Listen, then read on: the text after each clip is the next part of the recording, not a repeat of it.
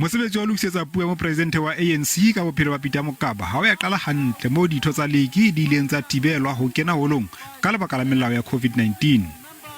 Empa ho ile ha etswa leqheka le leng hore Mopresidente a tla kgone ho bua le batjha. Peter Mokaba was militant, he was a revolutionary, he was a foresightful leader, he was a leader who was courageous, who was not afraid. But more importantly, Peter Mokaba was disciplined. One anale discipline. Ising dintho tse re di bonang mamotha.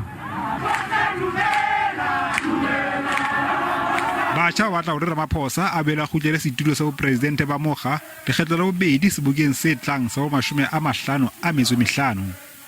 Jwalo ka ANC keteka letsatsi la ho thewa ha yona, ho hlakile hore mosebetsi o se o qadile ho leba sebokeng sa ho kgetha betapele ka kgwedi ya Tshitwe.